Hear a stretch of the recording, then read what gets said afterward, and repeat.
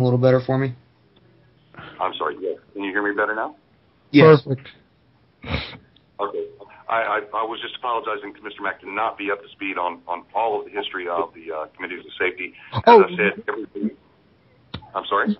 No worries. I didn't even know I was coming on tonight. I kind of got asked at the last second if I would come on and speak. So, I know that he had asked me to be on, but then I heard he was getting you guys on, so I didn't even think I was coming on anymore. And that was good. That was fine. I could do my thing. But I was asked today to come on. I didn't. So no, don't worry about it. Not knowing that we were going to be talking about this tonight, either did I. I cannot speak for CCOM because CCOM is only an umbrella training organization. Right. All that is to standardize our training. As a member of the Florida Charter Oaks, I can tell you right now that our squad would absolutely enjoy being subordinate to a civilian authority that was closely tied to our community. And that's how it should be. I'm sorry? And that's how it should be. Government was always supposed to be local, right there on the street level in your town. That's how government was supposed to be. And that's how the committees of safety are supposed to be, right there local in your town. Your people, those people that want to become part of the committees of safety, and then from those people, the officers are selected, the delegates are selected, but they're all local people from right there in your home. Well, again, it only attests to logic that decisions made for the community should be made by people who live in that community. Every decision they make should affect their lives directly. But I've got a question for you, if you don't mind. This CCOM thing, now, I actually like the idea of it. In fact, when I was talking to Amelia about it, she had mentioned that she wanted to have you come on as well to the show that we're doing with each other on the 3rd. And I thought that was a wonderful idea because I had actually been wanting to get with you myself anyways to talk to you about the CCOM thing. So, actually, if you wouldn't mind, we got about 13 minutes left, I think, or however long Fox is going to run it. Could you talk a little bit about the CCOM, your goals, objectives, really what you want to do with it? Well, I can. First, let me clear it up that CCOM is not mine. Right. Those who live in the Southeast, it's all of ours. Each squad and or team or group in the states that she mentioned earlier are autonomously operating at this point because there are no committees of safety to direct them, and that what they're doing is maintaining their training so that when they are called for by an appropriate authority, they will be ready. CCOM itself, again, I don't know how to explain that there is no leader of CCOM. CCOM is simply an organization established to standardize and bring together closer the trainings and SOPs of the various militias or teams or groups, or even if they're just survivalists in the Southeast. We'd like to see eventually, once it becomes fully organized, and I am working with a constitutional attorney on this who has been gracious enough to donate his time and his expertise. And I would like for him to actually talk to you because his concern is, and he agrees with you legally, that the militia, first of all, we believe at this time in our history that militia is a voluntary thing. He stipulates that by law, it is a civic duty that every able-bodied man, woman should be a part of by law. Secondly, he does he informs me that it has to be subordinate to a civilian authority. However, he's attempting to sway me toward the idea of it being subordinate to state governors. And that's where we butt heads because the establishments that are in place right now, obviously we have grown to distrust. Exactly, and that's exactly where that militia in Massachusetts was at as well. They were always supposed to be subordinate to the governors. The governors, was their commander in chief, if you will. But what happens when your commander in chief becomes the bad guy? Roger that. That's when all enemies, foreign and domestic, comes into play with the oaths that we have taken. So if you could give me you were asking, I guess generally about CCOM where I envisioned it going or where I wanted to go. It's not mine alone. There is no. I get that, but I'm just curious. What is the whole? What was the whole idea behind it? I love to hear about this kind of stuff. I love seeing people, coming up with ideas to get others involved and start planning stuff. I love this, so I get excited about it. I'll be glad to answer that. And I'm working on a very clear, constitutionally based, with this attorney that I mentioned to you. I haven't gained his permission to use his name, so I'm not going to yet. On a clear mission statement for CECOM. But what I envision right now and what I saw a need for was we have so many splintered groups that are so loosely organized. They're basically, many of them can do more harm and damage to themselves and the entire militia movement than they would be if they had some guidelines, some SOP to follow, from vetting new members to training. If each of us in a particular region, based on not only our needs and our fears, but also on everything from our flora and fauna all the way through the political climate, if we had some kind of guideline to go by that would, some kind of communications network to bond us together and standardize our training to a point where if you become here in America, people move all the time. We're a mobile society. And let's say you move from Florida to Georgia. Okay. You can move from Florida CECOM unit to Georgia, find a CECOM unit, and fit right in with their everything from their hand signals to their medical training because you've already received it. You don't have to. I like the concept. In fact, Ohio Minutemen Militia, another one of my favorite militias out there. I think those guys do a wonderful job. They were really promoting things like this, a long time ago, and I'm glad that others are thinking about this as well. It's, we need to start looking at this. We're not going to be, it's not just going to be your little group of 5 men out there or 10 men, or if you're lucky, 100, 200, 300 men. Eventually, you're going to have to end up working with other people. We got to have something set up where we can be able to communicate and interact with each other without it coming down into pissing matches and who's in charge. And I don't know what you guys are doing. You don't know what we're doing. We become our worst enemies that way.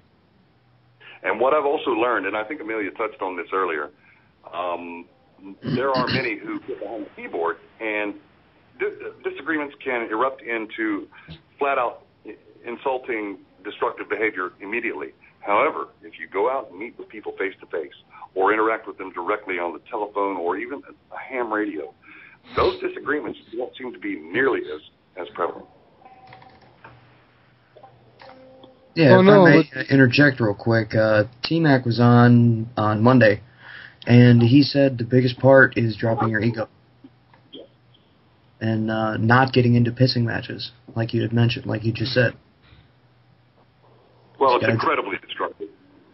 Yeah, that's a good point. Putting aside the ego, though, also comes from, I think a part of that, the whole putting aside of the ego thing will come naturally if we all have a common idea and a common goal on where we're going.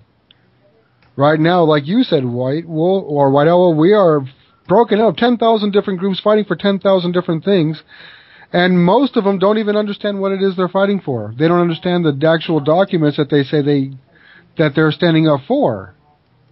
They promote things that are actually unconstitutional. What do we... I think that part of that ego, though, comes from, too many chiefs, not enough Indians, not having a common goal, not having a common plan. We don't know what we're fighting for. Roger that, absolutely. And on top of what, for me, seems to be a monumental task, now I have also tasked myself with continuing to go to committee.org, educate myself on committees of safety, and I will have, I'm sure, because I'm not that quick a study, a ton of questions for you that I would like to pass on to each and every group in CECOM so that they can understand what it is that you're trying to do. I think this would go even further toward unifying us. Oh, myself, you mean? No, I mean, I'm going to continue to... Okay, yeah. I didn't know if you were asking me that or if you were making that as a statement. Well, I was saying that I would probably have a lot of follow-up questions, even after I continue reading everything that there is on committee.org. Oh, I'm sure I'll have many more questions. And if you decline enough to answer them, I will pass on that information to each and every. Not a problem.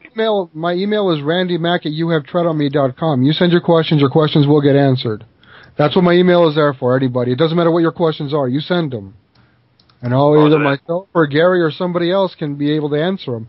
Also, on the bottom of the website, I don't know if anybody's realized it. I need to keep mentioning this. At the bottom of the website at youhavetreadonme.com, there's a thing here. It says, join the Committee of Safety mail list today. It's basically a mail group we put together. Questions, notices, comments about committees of safety, committee business. Goes through there, So if you're interested, get on there, check it out. We're really trying to get that up and running. And then eventually, once there's enough people that actually understand the committees of safety, they can help teach everybody else and, leave time for other people to do other things as well. We need to start teaching each other, not just, having one or two people, but a whole mess of people out there teaching, and like you guys are doing down there in the south, in the southeast area. Real quick for you, one question. Now this group or this organization that you're putting together, CCOM, now is this an actual militia organization structure itself, or is it kind of just a project that individual militias go to that have all worked and trained that you guys have a standard, a common and standardized program with? We are finalizing the SOP, if that's what you're asking about. No, it is CCOM itself. All right, to make it in a way that you could understand what I envision, where you have a battalion or even a brigade-size unit, within that you have companies, platoons, and squads that may all fall under the exact same brigade. However, they have separate missions based on that platoon's specialties or region and assignment. CCOM is similar to that. Now, I do understand that in the military that brigades have commanders. There are brigade commanders. And eventually, I'm sure that will occur through a civilian authority, not through a militia member. Right now, there are CCOM units in the southeast.